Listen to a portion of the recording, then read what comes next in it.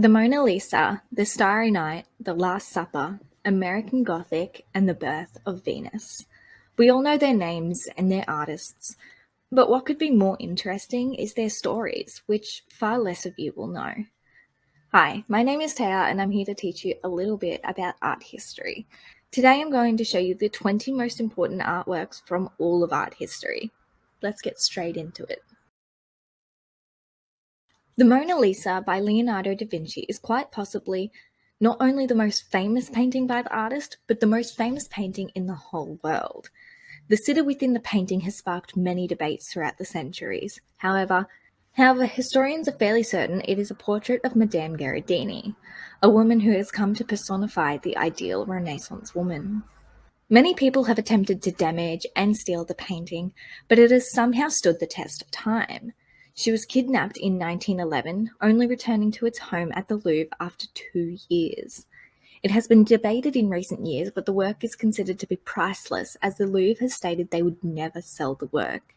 The only existing price to go off is its $3 billion insurance.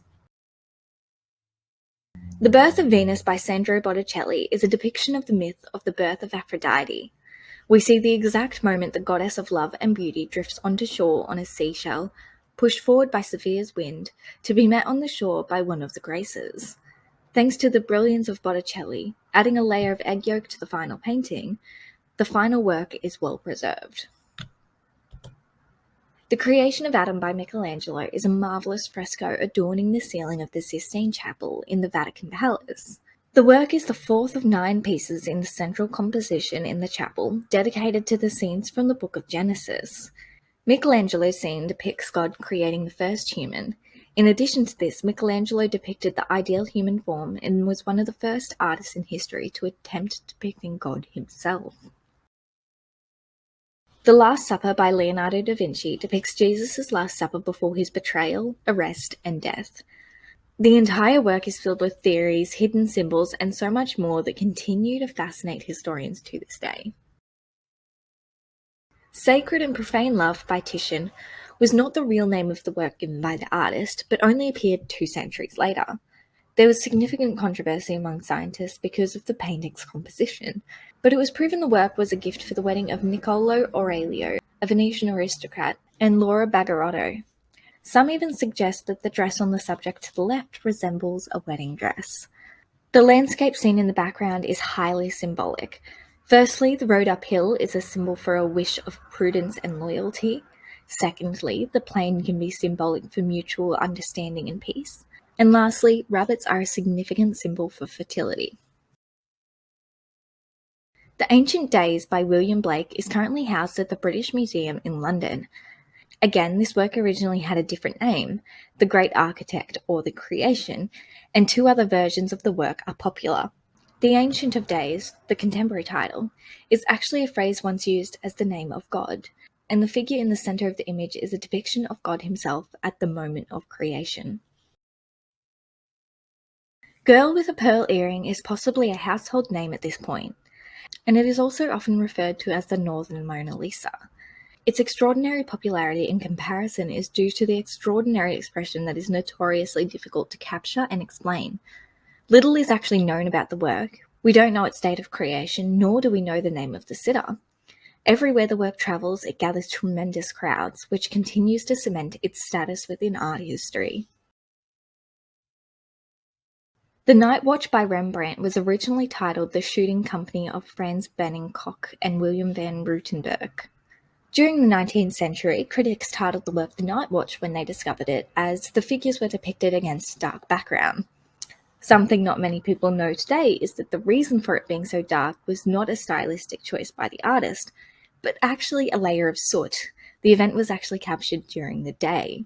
However, the work was famed under the title we know it today. The Sistine Madonna, currently housed at the Old Masters Picture Gallery in Dresden, is possibly Rafaello Santi's most famous painting. There is also a secret within the painting. If you look closely at what you might think are clouds in the background, you'll notice they are actually the heads of angels. Kept at the Louvre Museum in Paris, Liberty Leading the People by Eugene Delacroix was based on the July Revolution of 1830 in France. The artist wrote to his brother in October of that year, stating, "If I did not fight for the motherland, then at least I will paint for it." The partially nude figure you see in the centre leads the surrounding people as a symbol of the French people's dedication to fighting for liberal ideas. A classic within the art world, this classic masterpiece is named after Count Litta, the owner of the painting and the family art gallery in Milan. It has been hypothesized the baby was not actually painted by Leonardo da Vinci, but one of his students, evidenced by the unusual pose, which was not typical in the famed artist's works. Housed in the Royal Museums of Fine Arts of Belgium, Landscape with the Fall of Icarus by the Dutch painter Pieter Bruegel depicts an extremely strong social theme simply through the genius of the author. Through the illustration of Icarus's defeat, Bruegel, among other great artists, utilized themes of fate and futility of humans' attempts to reach God. The School of Athens was painted by Santi during his early Roman period and depicts famous Greek philosophers such as Socrates, Aristotle, Pythagoras, Plato, and others. The mystery behind this painting is the fact that each philosopher is depicted as a contemporary of Rafael.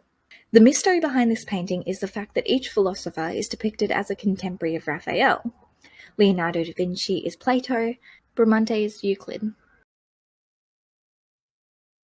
This is one of my personal favourite artworks and are popular among historians. Las Meninas depicts the 5-year-old Infanta Margarita in front of a portrait of her parents.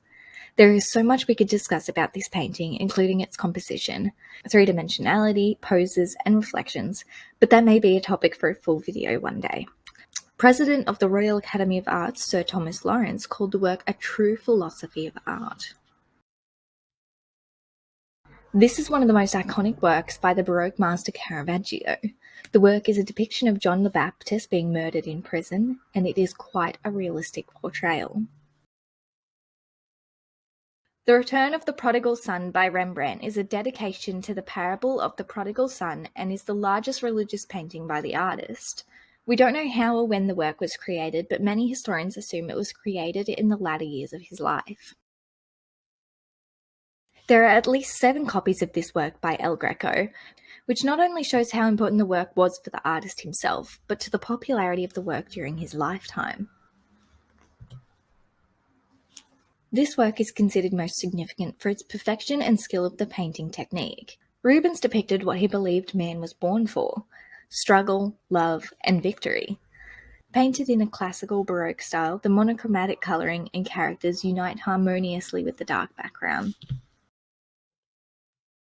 Deposition from the Cross by Giorgio Vasari is a perfect example of mannerism and the artist's creative approach to a very common plot.